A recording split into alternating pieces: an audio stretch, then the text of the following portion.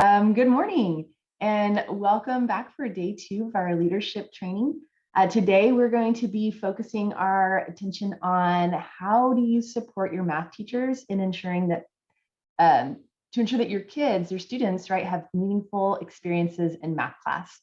I'm Krista Beebe. I'm the director here at Tntp, and I'm excited to see many familiar faces from our June trainings as well as our trainings on Tuesday.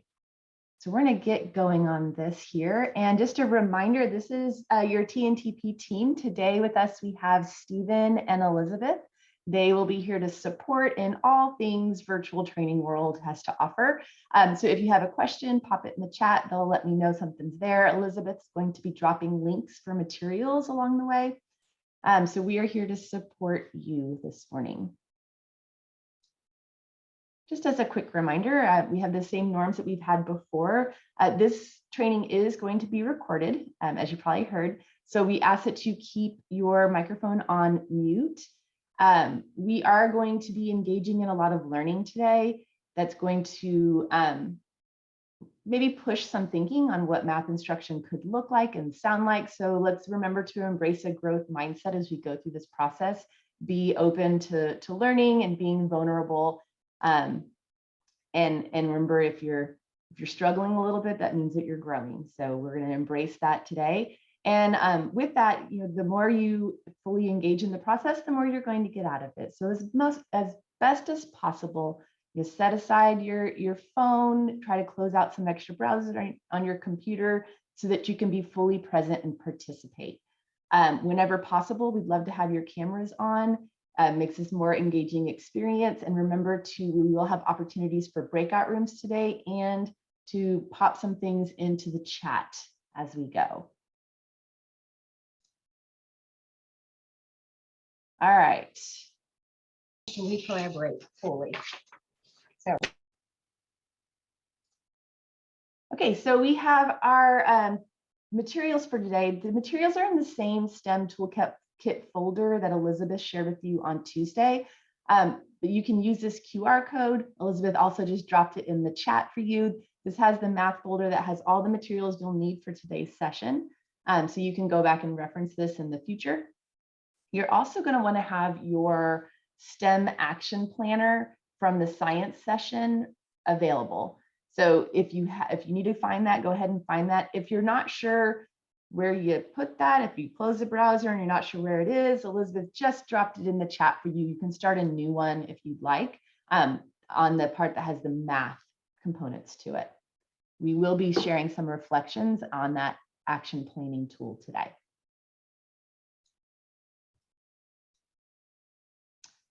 All right, so you may remember these two boys from our June session. If you remember, they shared with us how they felt about math class, and they felt that math class was like a prison and that the textbook was like the Bible of math class, right? And they had to do whatever the textbook said.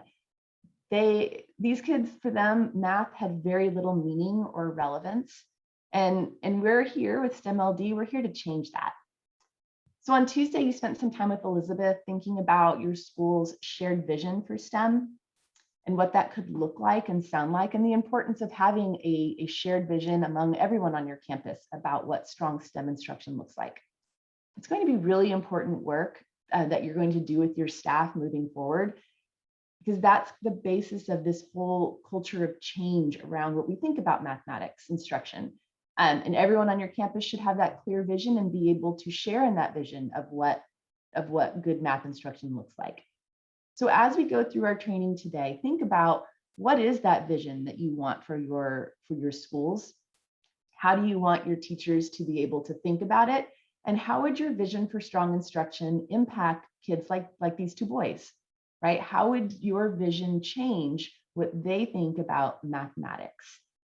So it's pretty exciting work today, and we're going to get into like, how do you do that? How do you change the culture around math instruction on your campus? To do that, we're going to dive a little bit deeper into some of our tools from Tntp. We'll look at the Grade Appropriate Assignments tool, and we'll dive into the areas that we didn't cover in June. And then we'll move into what does strong instruction look like in the classroom. And there will also be an opportunity to do a case study similar to what you did in science. You'll have the assignment and you'll have the video and you'll be kind of rating it holistically, looking at the whole. And then the action planning for the fall is at the end of our agenda. However, it's really more embedded all throughout the process today. But that's kind of where we're going. We do have 2 sessions. We have our hour and a half this morning and then an hour and a half later in the day. And we'll kind of break. We'll do a little bit of strong instruction before we break. So it might feel like it's time for a break, but we're actually going to do a little bit of strong instruction before we come back so that you have some time in the afternoon to really digest and work through the case study. So that's our roadmap for today. And as we've talked about throughout all of our trainings, we know that access to these 4 key resources will ensure that kids are better prepared for the futures that they want. And because we know so many kids have dreams to enter STEM careers, it's essential that our math and science classrooms provide these 4 resources. So that's why we're going to start our time together today looking at that first resource, grade appropriate assignments. So Elizabeth will drop the link into the chat to our Tntp assignment review tool. Please go ahead and click on that link once it's in there to open up that document. This is the same document that we used in June. And in June, we focused our attention on only part of it. So we're really going to dive into this tool because when we start to examine our math programs in our district or on our campuses, we typically start by looking at the work that we're putting in front of kids. Because if we're putting low-level work in front of kids, it's challenging to have strong instruction. So that's why we always start with strong instruction first. So as you're thinking about like, how do I kick this off at my school? That may be an area that you want to start with, right? Looking at what type of work are teachers putting in front of kids. So last time we focused on that top section, we focused on, we practiced rating on content. So in considering content, we asked ourselves if assignments were, gave students an opportunity to reach the depth of grade level standards by comparing the focus, coherence, and rigor of the assignment to that of the standards. We've already done that practice work, so we're going to look at some of the other areas on this protocol. So there are 3 other parts to this protocol that we haven't explored that we'll dive into. We're going to start with mathematical practice section. So I'm going to give you 30 seconds to read over this section before we dive a little bit deeper.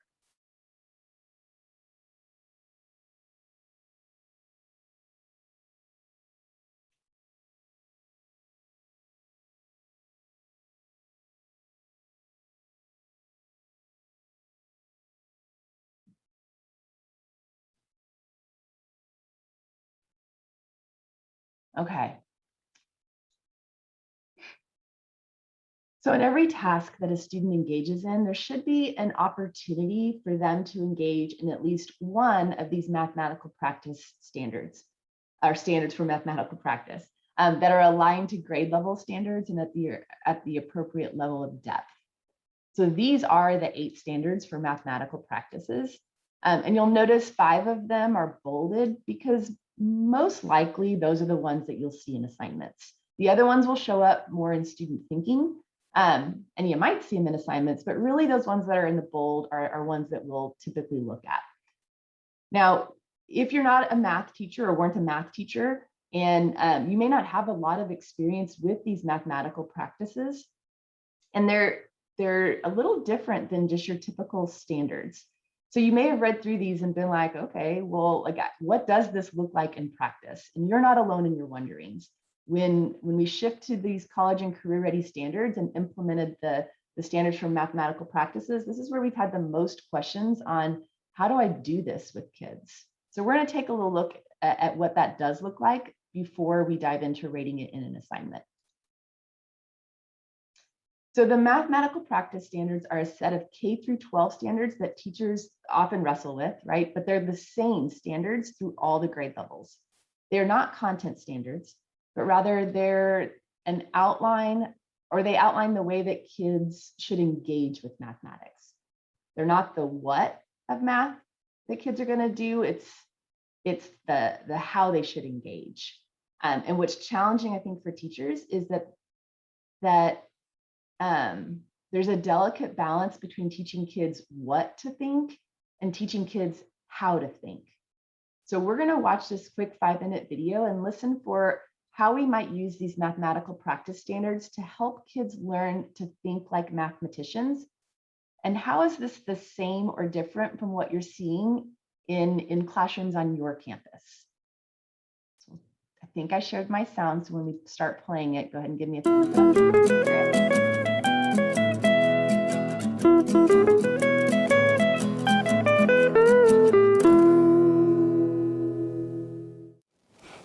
I don't get it. I heard that phrase more times than I can ever begin to count when I was teaching mathematics and gave my kids a big, sexy math task to chew on. It was their tacit request for me to explain the problem and help them figure out how to go through it. And every time I did, I robbed them of the opportunity to develop these mathematical practices. I robbed them of the opportunity to think like mathematicians. So, we need to teach the practices, but how do we do it? It can seem like an overwhelming task. There are so many of them, there feels like so little time. I'm going to tell you how to do it today in about 4 minutes and 17 seconds. So the first thing you have to know is that not all math practices are equal. They play different roles in students' mathematical thinking. Like actors in a movie, some take the lead in the thinking and some support that thinking. We're going to focus on the lead actors. The first one, make sense of problems and persevere in solving it. Without something mathematically problematic to chew on, none of the other practices are in play. We need to start with a high-demand task. The next step, we need to focus on math practices 2, 7, and 8. Why? Because math practices 2, 7, and 8 define 3 distinct ways of thinking. Oops, I'm sorry. Mathematically. And I'm going to talk about those in a minute. They're our lead actors, and these guys that just bounced in, these are our supporting actors. These support the reasoning about quantities. These support the thinking about structure. These support the repeated reasoning. Take a look at that math task. So what I'd like to do now is talk through what those 3 avenues of thinking look like if you're tackling a little task like the fish tank. So if you are going down the math practice 2 avenue of thinking, you are paying attention to quantities. You're asking yourself, what can I count or measure in this situation? You're looking for relationships between those quantities. When you look at math work from someone who's reasoning quantitatively, they're looking behind the numbers to the quantities those numbers represent. They're looking at the relationships that are suggested between the quantities. If you look further at their mathematical work, you may notice some sort of visual diagram where they're trying to take a look at the quantities and how they're related, kick out some quantities that aren't so obvious, and suggest a solution approach. Second avenue of thinking is reasoning structurally. If you are reasoning structurally, you're trying to get a handle on how this situation is behaving. You're asking yourself, have I seen a problem like this before? How does this feel? How are things moving in this problem? You may change perspectives, shift perspectives. You may look at that 4/5 full and think, that's the same as 1/5 empty. Maybe I can leverage that idea to work my way through a solution. If you are thinking structurally, you're trying to create calculation shortcuts. You're using what you know about how numbers are put together and taken apart, and you leverage that to make calculations easier, like this student did, by thinking of 20.5 as 20 and 0.5. Third avenue of thinking, regularity and repeated reasoning. Third avenue of thinking, regularity and repeated reasoning. Third avenue of thinking, regularity and repeated reasoning. You get it. You pay attention to something that happens over and over again. And if it's not happening over and over again, make it happen. Try some numbers. Not to get the answer, but to kick out a process that's the same each time. Track your calculations, look for the regularity, and what may pop out of that is something that you can then generalize and grab onto and use to find an answer, as this student did. by thinking he multiplied whatever times 5 each time to get 20.5. So teach the 3 avenues of thinking, and students will have ways to make sense of problems. They'll know to pay attention to quantity, how things behave, repetition. Teach the 3 avenues of thinking, and students will not only have multiple ways in through problems, they'll have ways to persevere through problems. They'll have options in their problem solving. They'll develop problem-solving grit. They'll get it. So teach the 3 avenues of thinking. Oh, title of this talk, when does 2 + 7 + 8 = 1? When we're talking about the mathematical practices, teach those 3 avenues of thinking, and your kids will know how to make sense of problems and persevere through them. All right, so that was a different way to look at the mathematical practices and think about them in application, and what does that look like in a classroom. I'd love to hear from someone. If someone wouldn't mind unmuting and sharing something new that you learned while watching this video, or something that was confirmed for you that you already knew about the standards, the mathematical standards of practice.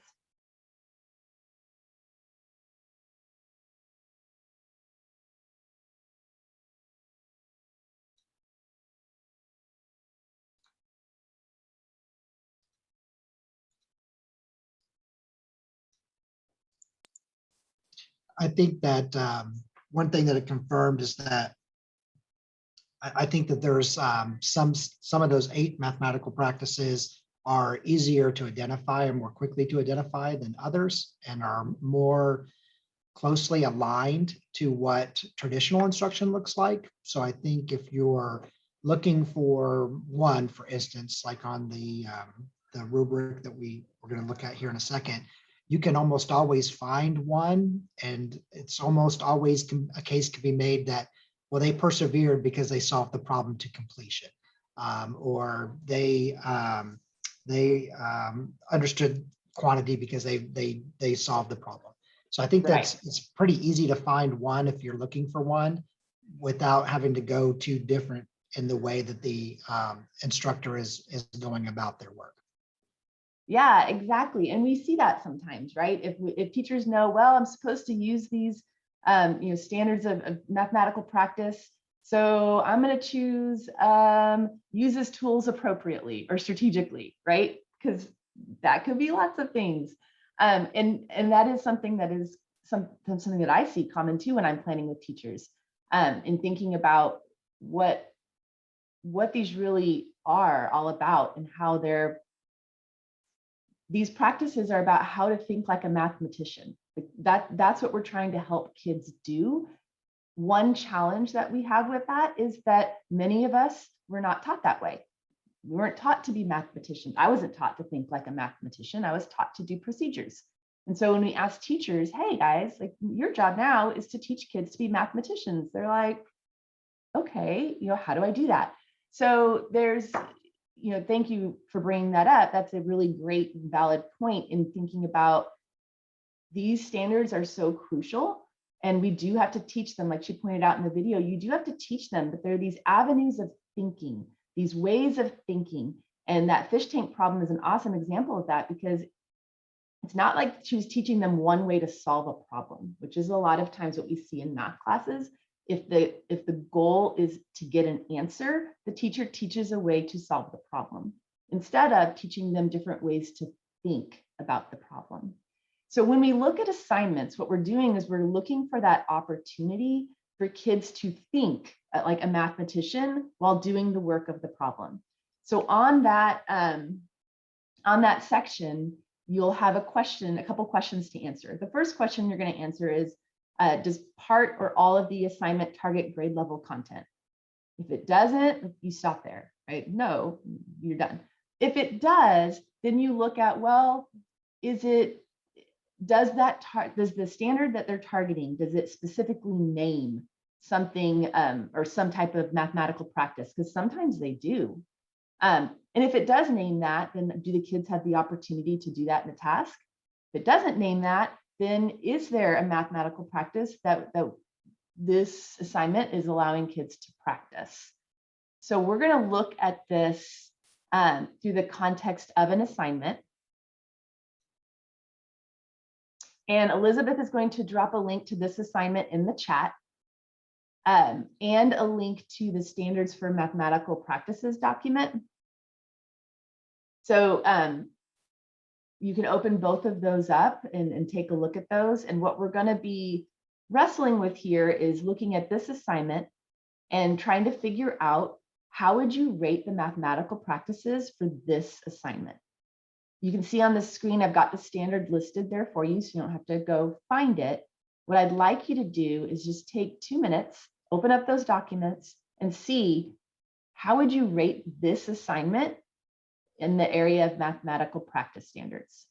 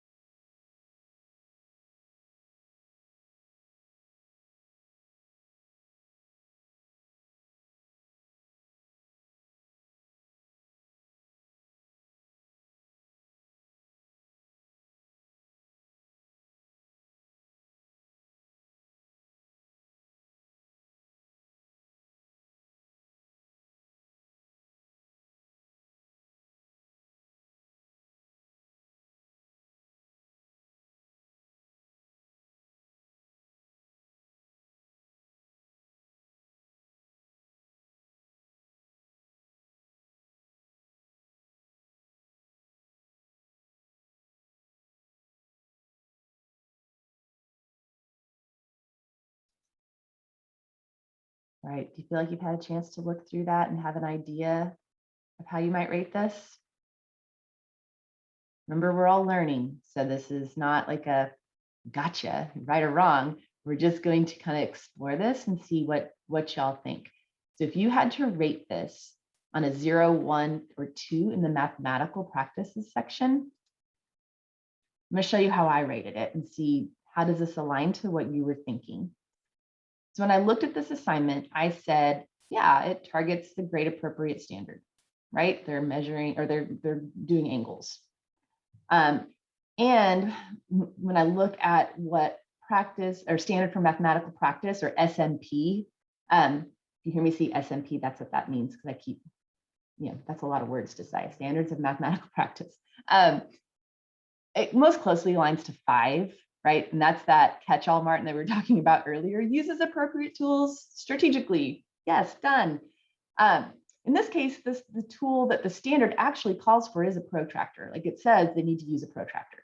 So, okay, I can circle yes there. But when I look at the next question, I'm looking at kind of that deeper level of the intent of the depth of the standard and of the SMP. So while they do use a protractor, students are repeatedly practicing using a protractor to find those given measures, but they're not drawing the entire angle themselves. It's this repeated process over and over and over and over again, right? They're not doing anything new. They're not applying it in a different way. They're not even creating the whole angle on their own. So for me to say that they demonstrated independent proficiency with protractors, I can't say that based on this assignment. So that's why I gave it a 0. Now, if you gave it a 1, like I could see where there's minimal opportunity because they used a tool, right? So be thinking about how does what I say sit with you if you gave it a 1 and I gave it a 0. Think about the differences in the depth of what we're trying to get kids to do and the repeated nature of this assignment. Okay.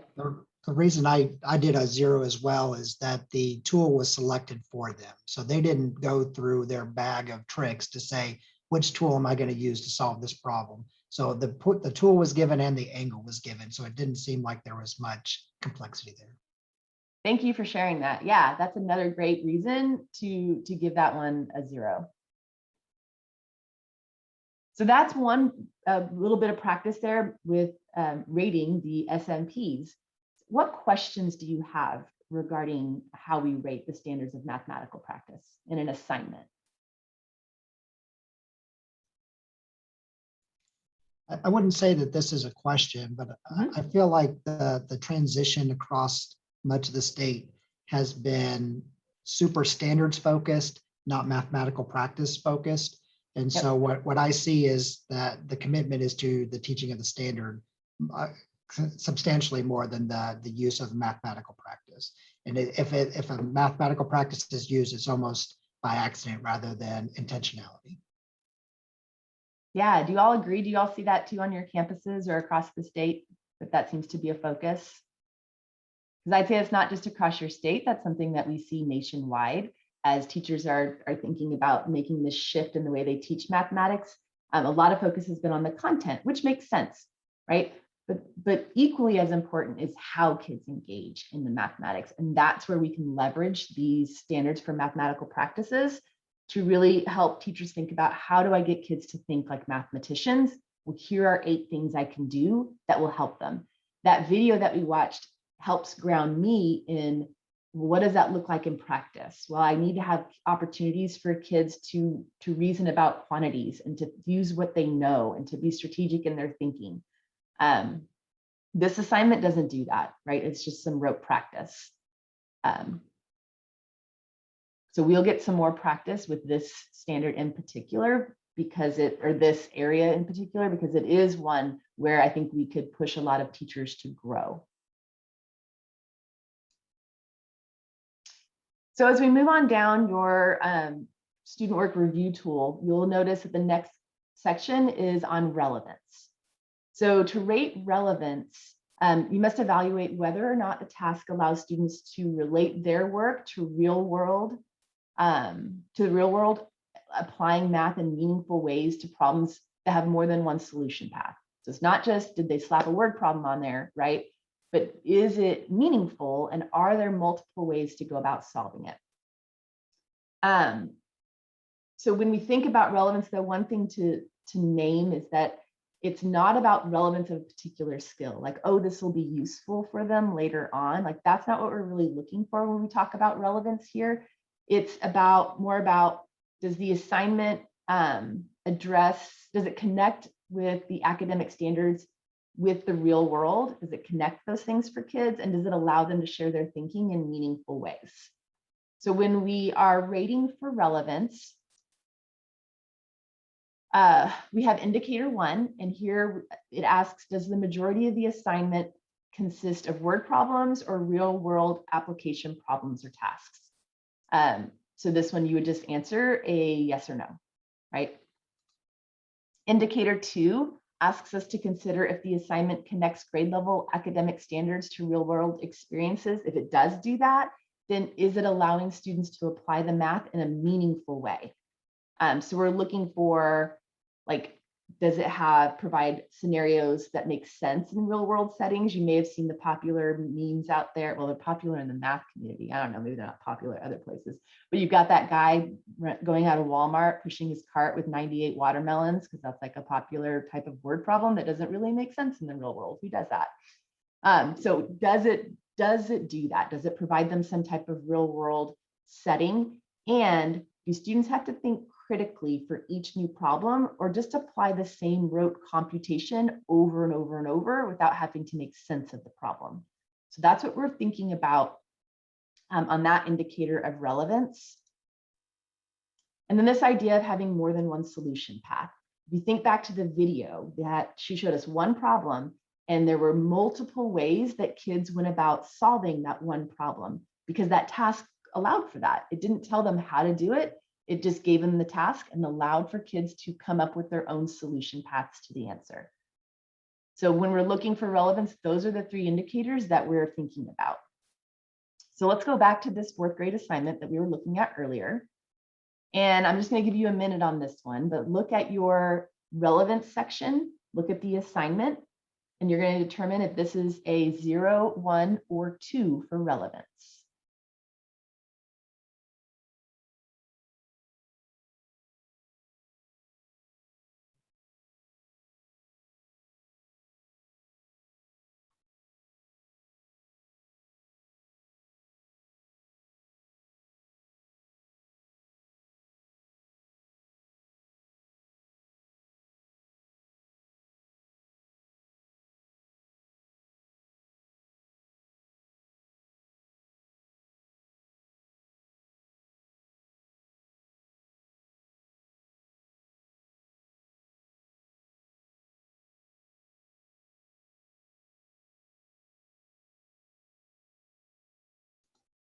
All right, on this one, once you think you have it, I want you to type it in the chat. What do you think? 0, 1, or 2?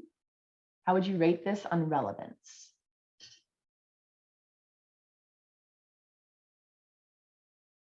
Oh, y'all are pretty quick on this one. See lots of zeros. Lots of zeros. All right, let's see why. Because I agree with you. Yeah, so when I'm looking at this one, there are no word problems, right? Or real world application tasks at all. And there are not multiple solution paths. There's one way to do this and it tells you how to do it. So there's no opportunity to connect academic content to real world experiences with this assignment. So that's why everybody, I think, agreed. Thanks, Scott. I agree. If it's not a zero, it's not a world I want to live in. Yes, this is like a screaming zero, right? So that's what we think about when we rate for relevance.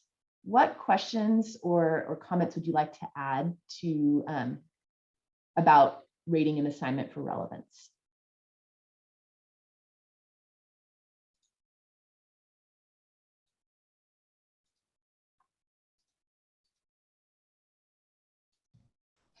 This one feels a little more straightforward. I will say though, you may have some interesting conversations when you're planning with teachers and they put a whole bunch of word problems on there and think that that means that it would score high in relevance.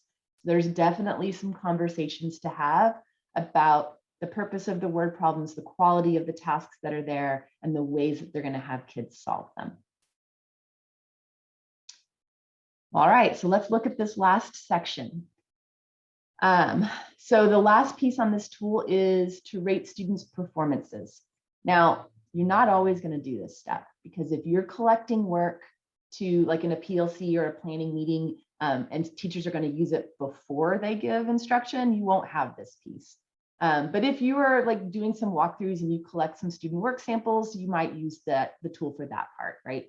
So here, what you do is you actually go through the student's work twice. The first time you look at the work, you ask yourself, did the students meet the expectation of the assignment? If you look at the directions, did they do what the assignment asked? Were they successful? And the second time you look at it, you're looking at it through the lens of the standard. So you look at the standard and say, okay, so did the student meet the expectation of the standard? Many times those two answers are not the same. And if you think back to our opportunity myth training we had earlier, where we had kids who had really high grades, right, in core content, but then were not successful in college, maybe that's why, right? They're meeting the demands of the assignment, but the assignment's not to the level of the standard. So let's do this. Let's just take a minute here and look at this student work sample and decide and ask yourself those two questions. Does it meet the demands of the assignment? And did it meet the demands of the standard? We'll do about 30 seconds, then we'll check in.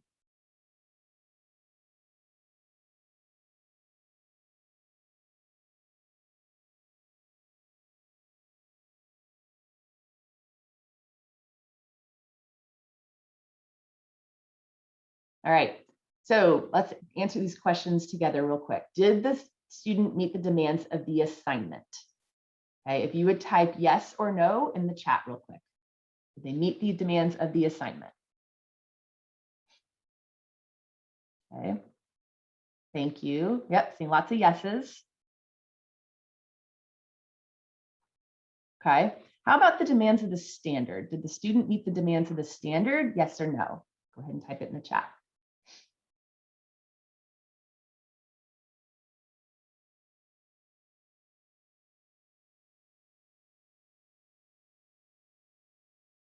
Okay, so I'm seeing there's a disconnect here. I'm seeing, yes, they met the demands of the assignment, but no, they did not meet the demands of the standard. And I agree with you. So when we're looking at this assignment, we can say, yeah, like they did okay, but it didn't meet the demands of the standard. That could also bring up some really interesting questions in a PLC if you guys are analyzing student work with teachers and looking at, you know, are they meeting the demands of the standard? What does that mean? What could you do to the assignment next time to have it so that you can answer both of those questions with a yes, right? Like in this one too, you also have to consider those standards for mathematical practices and see, are they meeting the demands of that as well? That will help kind of maybe guide that conversation or lead that conversation to help teachers think more strategically about the work that they're putting in front of kids. What questions do you have about rating student performance?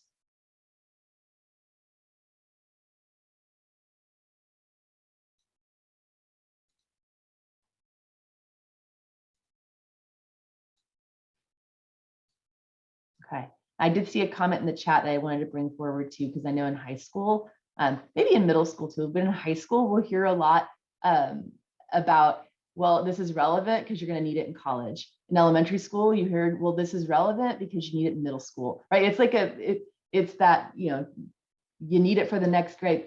That's not, thank you for pointing that out. That's not relevance, right? Like that's not the real world connection that we're thinking about. If we want kids to think like mathematicians and act like mathematicians, that can't really be the reason. So thank you for sharing that piece.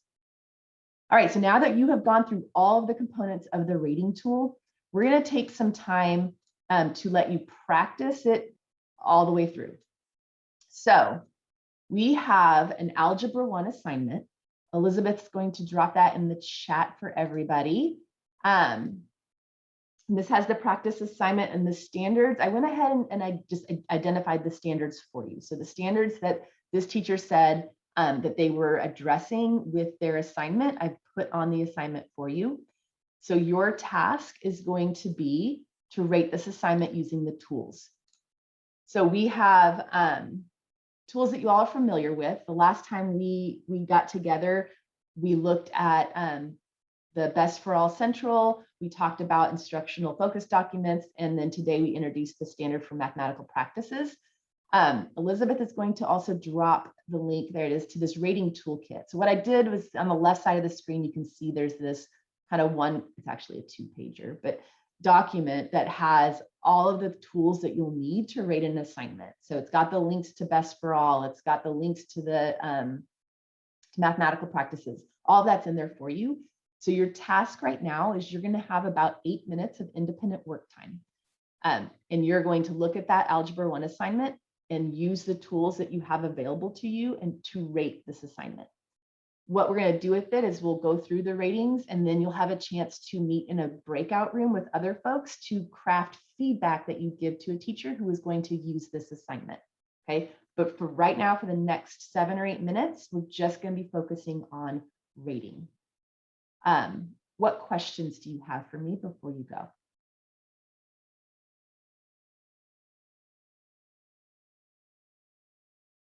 Okay, if you'd like to turn off your camera to have some independent work time, you can do that.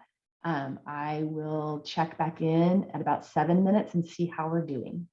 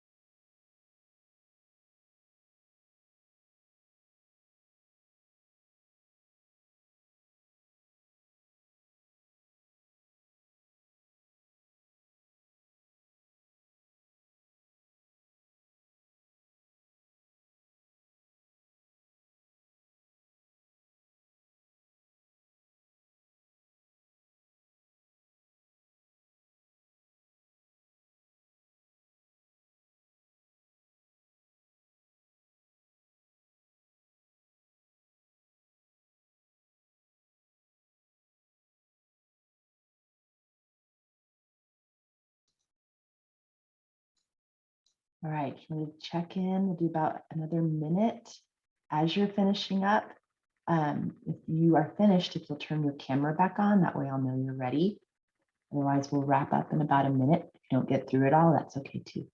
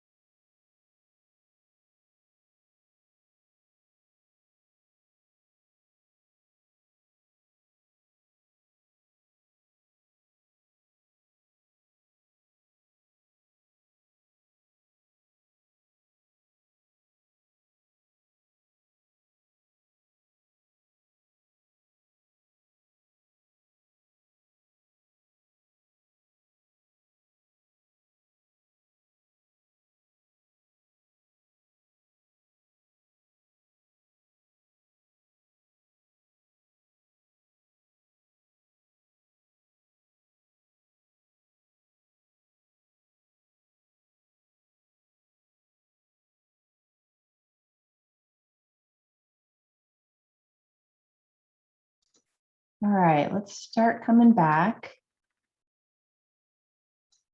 Turn your cameras back on. I'll know you're ready to move on.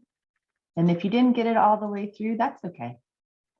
And if you're not sure on some of your readings, that's okay too. We're going to go through these together and remembering that this is a time where all of us are learning.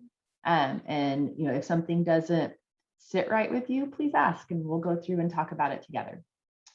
So let's see how this assignment played out. All right, so when you were looking at rating for content, that's something we did in June. So if you remember back to how you looked at that focus, coherence, and rigor, how did you rate this section for this assignment? You would type a 0, 1, or 2 in the chat, and then we'll kind of talk through it.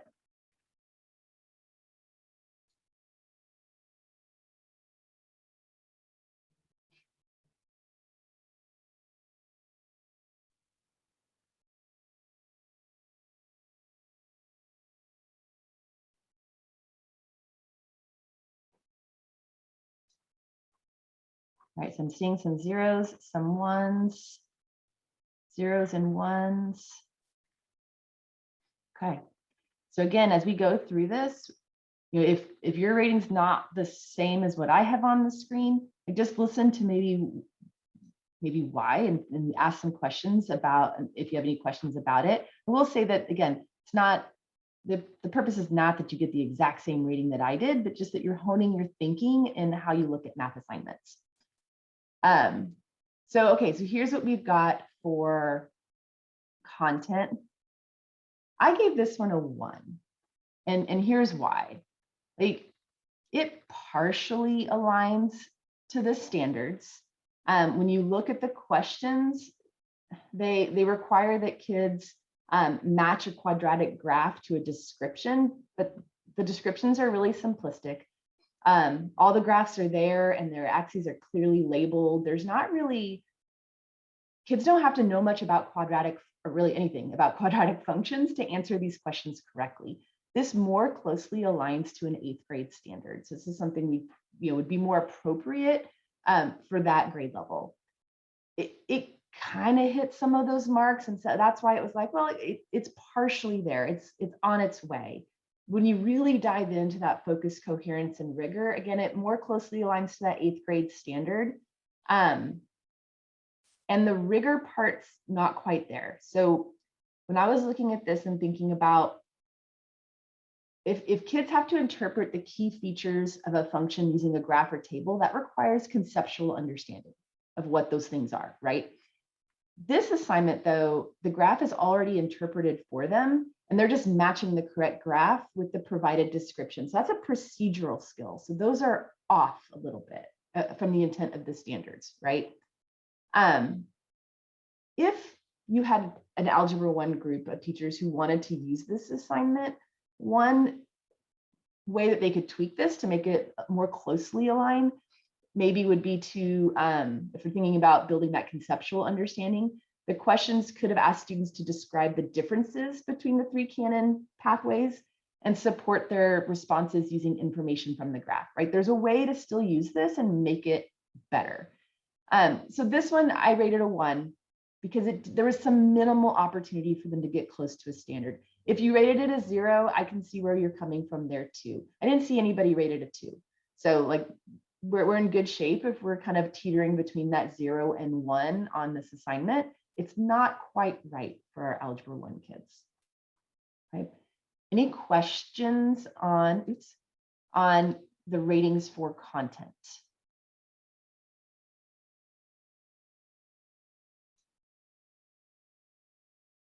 All right, let's move on to the mathematical practices. What y'all think? 0, 1, or 2? Go ahead and type it in the chat.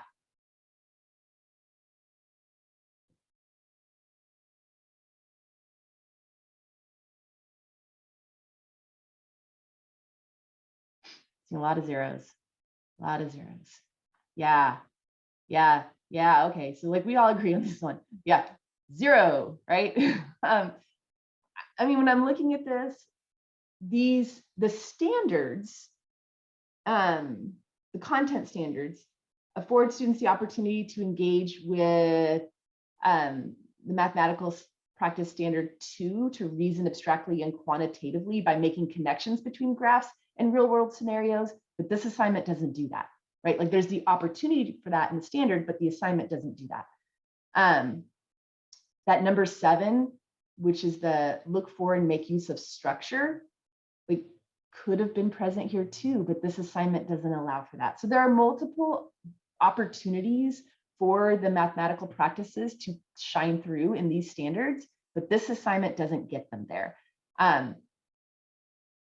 One thing I would anticipate that some teachers might say is that, oh, well, it's mathematical practice standard number 5. You all will learn more math meetings you sit in. That's like the catch-all. That's the use appropriate tools strategically. So they'll say they used a graph, right, to be able to analyze it, but they didn't really. So helping you become more familiar with those practices will, make you ready to have those conversations and ask some questions about, well, does that really here, right?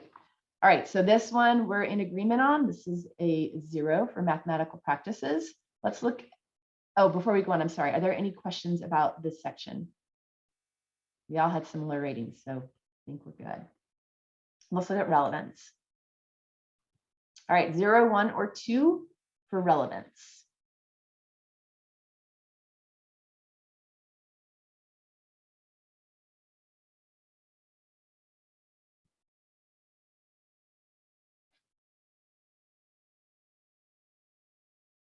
All right, so we're teetering here between 0 and 1. And I will say when I was rating this one too, I was in the same boat. I was kind of teetering between those two and trying to think about, okay, is it like really like what about this could have some relevance? So here's where I landed. Now, again, I was teetering between that 0 and 1. So if you're in on either of those two, I think we're aligned in our thinking here. So when I was looking at this, I was looking to see, like, yes, the majority of the problems have a real, okay, here's where I wrestled.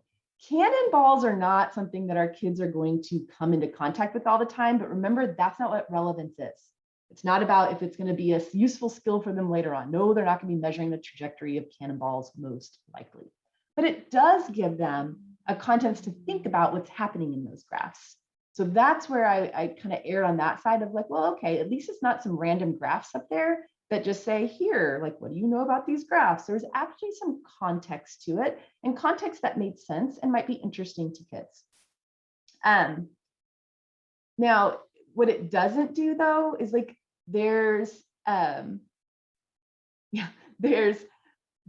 an opportunity really for kids to think about multiple solution paths, right? Because there's not really anything to solve. There's no problem to solve here. They're just saying what they know about the graphs.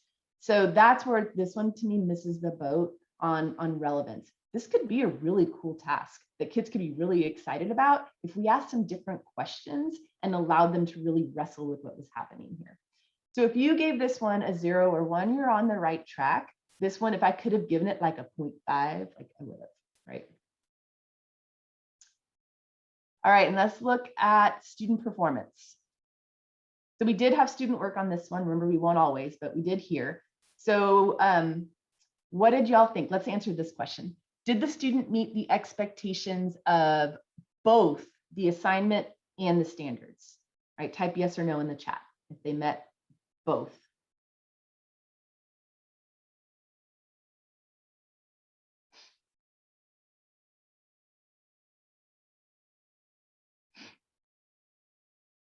Yep, seeing lots of no's here, right? Like this kid totally did what the assignment was asking them to do. They were successful on the assignment. They were not successful in meeting the demands of the standards. Again, great place to start having conversations with teachers about, especially if your teachers have kids in their class who are getting, A's and B's in the class, but then are not doing well on state assessments or not doing well on the SAT or not doing well. These are some good avenues to start that discussion as to let's unpack why. Why is that, right? Awesome. So I wanted to open it up before we go into breakout groups for to craft some glows and grows. I wanted to open it up for any questions that you have about using this rating tool to rate assignments. What questions do you have?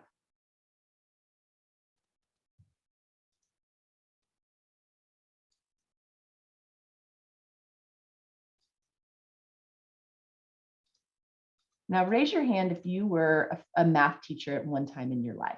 Raise your hand real quick for me. I'll just see. Okay, so I see some of us, I see some people shaking their heads no, right? So one thing that I have experienced, I was a math teacher and a curriculum writer and a math director. However, I've never taught calculus. So when I would work with teachers on rating calculus assignments, I had to rely heavily on the teacher's content knowledge to help me determine some of these ratings. So, what I don't want you to feel like is, well, I'm not a math person. This is not my area of expertise. I cannot rate these higher level math assignments.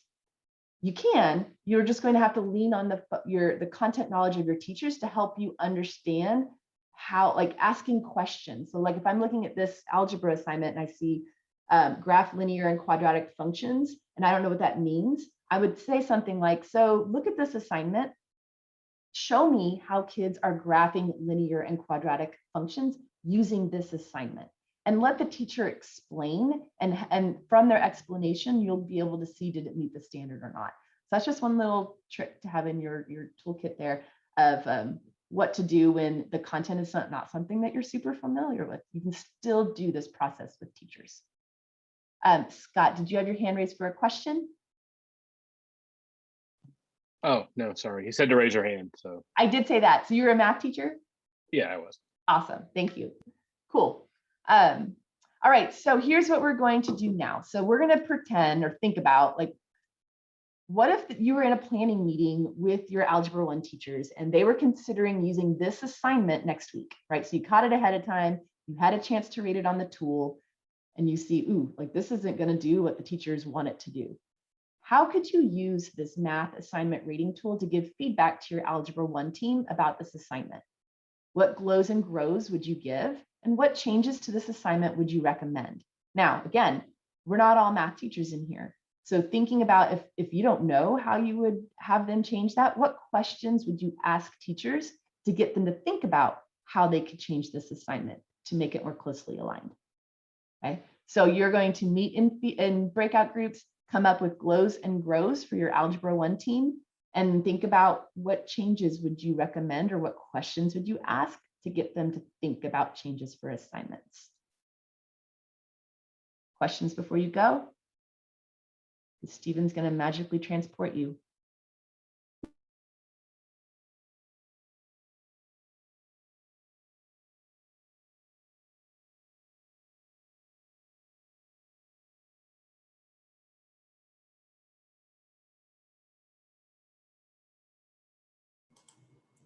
And for those of you who are watching this separately, go ahead and take this time, pause your videos, and do the same assignment. We have about 8 minutes to dig in with the instructions that Krista just gave. Thanks so much.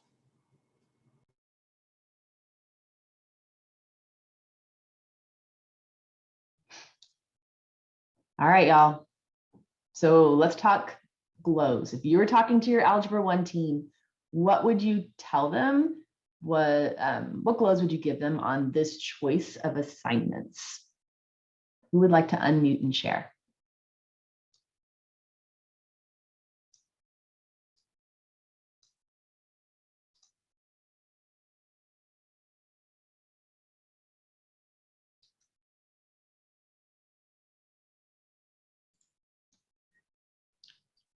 We in our Vertex group discussed how we felt like the final question was the closest to getting into the mathematical practice. And in particular, it asked for students to explain what was happening at each of these. They had to be able to identify what the key features of a graph was, which directly aligned to a standard, but then having them explain what was happening for that one particular graph. I felt, even though the student didn't necessarily execute in that area, we felt like that was the closest to hitting that mathematical practice. Awesome. So you're going to highlight, even if it's not quite there yet, right? Highlight that attempt and how that connects to the mathematical practices. Great. What other glows did y'all have? One more. We said that although the cannonball references might not be as relevant, but it's a good stab at maybe something that is relevant if you change that to basketball or football or even a video game. There's some potential there. Awesome. Thank you. Yeah, I did appreciate the fact that there was context, because so often when kids are working with graphs, there's not. It's just like, here's the graph, interpret what you see. But if there's no meaning behind it, that's really challenging and feels irrelevant, right? So great. Those are awesome things to point out to teachers to help them identify what about the assignment is strong and what they would want to try to include in other assignments. So those are very thoughtful glows. Thank you for sharing those. What would you do in the area of grows for this Algebra 1 team? Did you all come up with suggestions or questions that you might ask to get them to think about how to more closely align this assignment to the standards? I think all three standards definitely ask the student to graph. We need to incorporate that into the lesson. Yeah, that's a great bit of feedback. And again, something that we see a lot of, right? When it says graph, many times kids are given the graph. So how could we adjust this to have kids actually engage in that? Great. Heidi, what else? One thing our group discussed was having them generate their own data points and then graph them. Ah, okay, cool. So like doing something in class that would generate those points. Yeah, and then interpret it through Nice. a written class. Awesome. That'd be super relevant, right? It really brings that graph and those data points to life for kids. Great. There's What else? actually a simulator that you can fire a cannon and you can fire different things from a cannon and that's change. Cool. So there's a way they could use, to even use a cannon. Yeah, awesome. So even ways to not necessarily change the context, but use a tool that helps bring the context to life. Cool. What else? We had talked about. Go ahead, sorry. I was just going to say that we talked about adding the equations of the graphs onto the assignment so that students could see the relevance between the structure of the graphs or the equations and how that impacted the graph, and potentially adding a question to that assignment where they were given the graph, or excuse me, the equation, which they then had to graph and then write a verbal description of what was happening based upon that graph. There you go. So that would more closely align it to what the standards are actually requiring that students be able to do. That would push it from that 8th grade level to that more Algebra 1 level. Great. Sherry, what do you want to add on? In that same vein, from a practical standpoint, I would suggest that teacher or team of teachers go to the instructional focus documents and look to see what is required at a level 3, at a level 4, and then compare that assignment back to those documents. Awesome.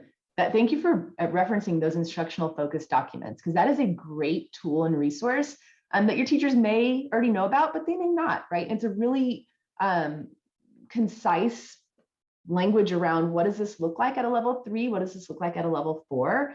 To help them gauge their assignments, the appropriateness of their assignments, and what kids should actually be doing with the mathematics. That tool is also linked in that document too, which could be shared with teachers, right? For planning, like here are some helpful tools to help you plan. Well, what else?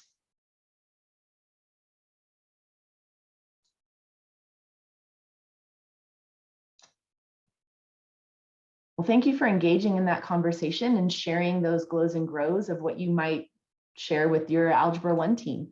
I had similar things in here, right, about how to make this assignment better than it was, and to give teachers some things to think about.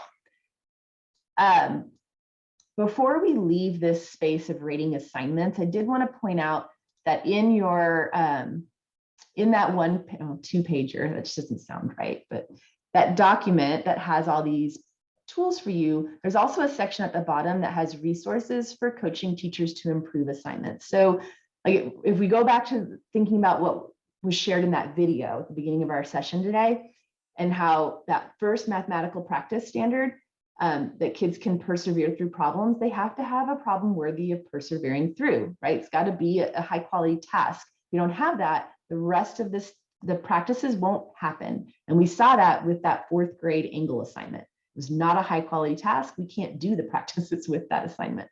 So I included a few tools. This is not, and there are other tools out there, but these are some resources that your teachers can use to find high quality tasks that are ready to go, and that they can use to start those questions or have those conversations, and how to help kids reach those mathematical practice standards. So those tools are there for you and your teachers to use if they're helpful. Krista, yeah. I'm so sorry to jump in, but you're screen sharing right now. If you screen share, then we can see, I think you have a slide with a picture of that. You can't, I'm not screen sharing. Thank you for telling me.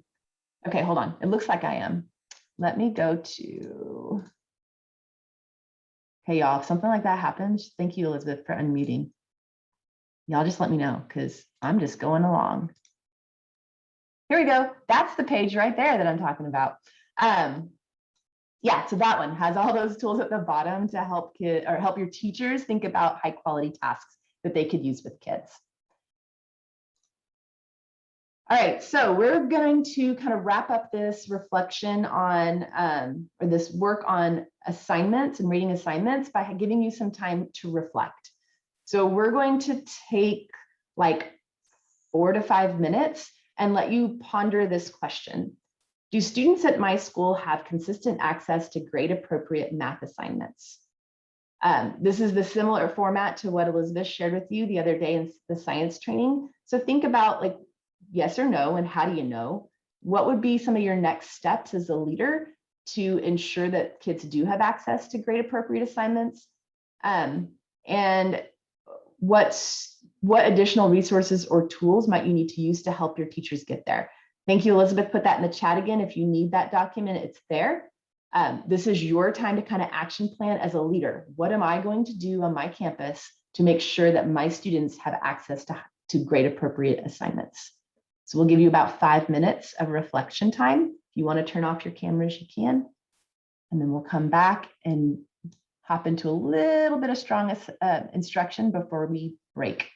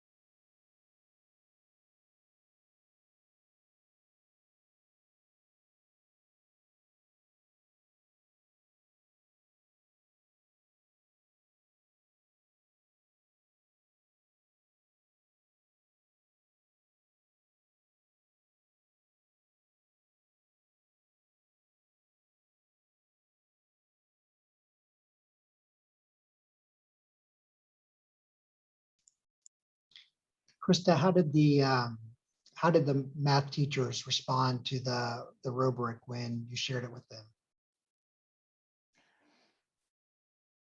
Sometimes I get mixed responses, right? Sometimes at first it's they're not sure about that process. But most of the time, like once it's gone through and it's seen as a tool and a way of thinking about assignments, once teachers internalize the process, like it changes the way that they look at assignments that they choose, and it gives them a guide to do that. I've noticed that when it's introduced as something you have to fill out and turn into somebody, that doesn't usually go over very well. But when it's more presented as a process to internalize, teachers appreciate that. Did you find that the teachers, for the most part, self-assessed using that rubric appropriately, or did you find that they tend to self-score a little bit higher, or when they were doing the practicing? Yeah, so they were pretty aligned to what you all were sharing. And sometimes teachers are harder on themselves than they are, they are harder raters than most. The area that got them the most was relevance and the standards for mathematical practices. Those are the two that took a little bit more training to get them, so they understood what those two pieces really meant, because it's hard to rate on those if you don't understand those two things.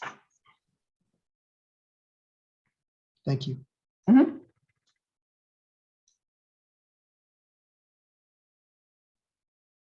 All right, y'all. So I kind of lied to you. So if you're at a place where you feel like you are ready to come off of reflection, go ahead and turn back on your camera. If not, we'll do about 30 seconds. I'm not giving you your whole promised time, so that we can dive into strong instruction.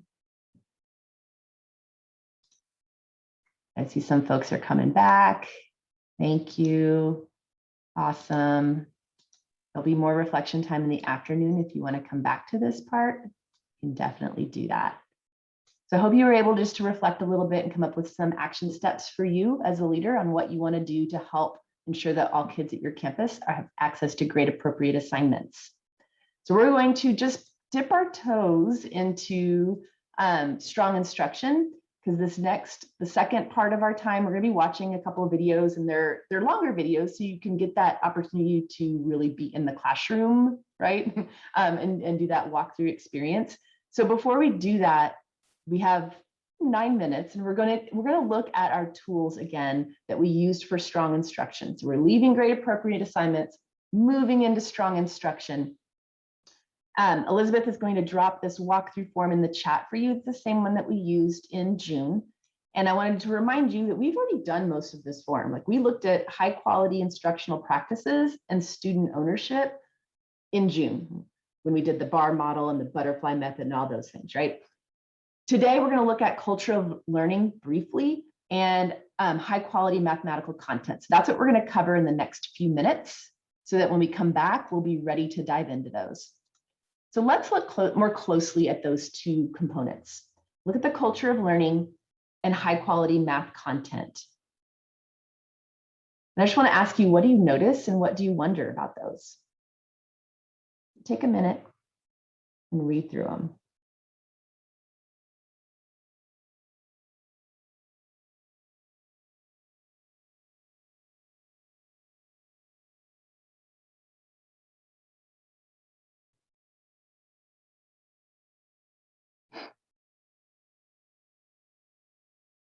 So what's something that you notice or wonder about these two areas?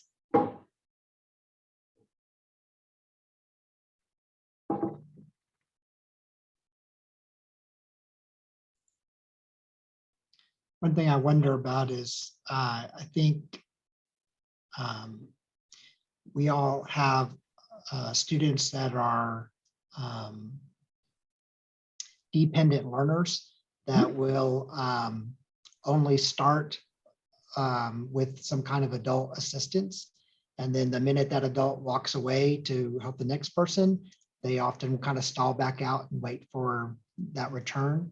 So I definitely see a difference in the culture of learning between our dependent learners and our independent learners who attack those kinds of tasks differently. Yep. And by the time they reach middle school and high school, if they've been a dependent learner all their lives, that's a hard thing to change. And so diving into those the standards for mathematical practices are going to be super important for your teachers to help them become independent mathematical thinkers. What else y'all notice and wonder?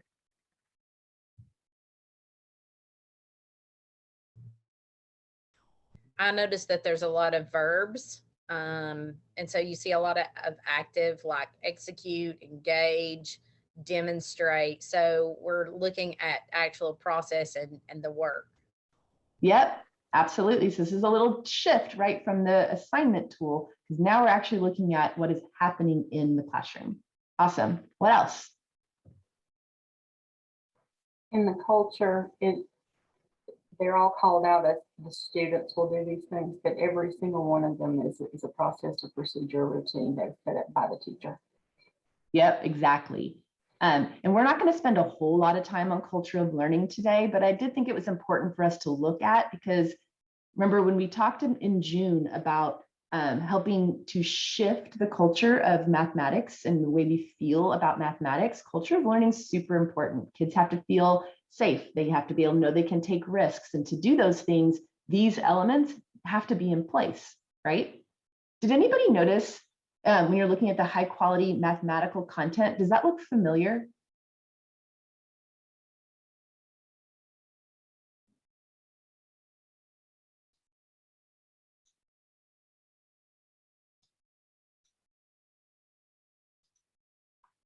Like when I look at those, I see that it's got the focus, coherence, and rigor, which you all just did, right, on the assignments. So that idea of high quality content moves over to the area of instruction, because we all know, like we've seen really great tasks not executed well in the classroom. So we still have to see that, okay, yes, we have a high quality task, but that's not enough. We have to make sure that the mathematical content that's presented in the class also shows the focus, coherence, and rigor that the standards demand. So we'll be looking at those areas too. And actually in our last couple of minutes, we'll dive a little deeper into that high quality math content part.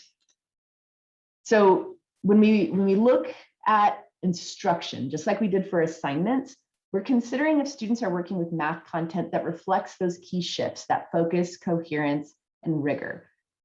We look to the standard to see, like, what is the standard demand, and are we seeing that in the classroom? So if I'm walking a 6th grade class and this is the standard, I should see kids doing these things, and I should see instruction that allows them to do that. We've already looked at these things from the lens of an assignment, but when we're looking at it from the lens of teaching, it's still similar, but we're looking to see, is the teacher spending most of the time in class on the most essential math content? So do they know what that is, and are they focusing their time there?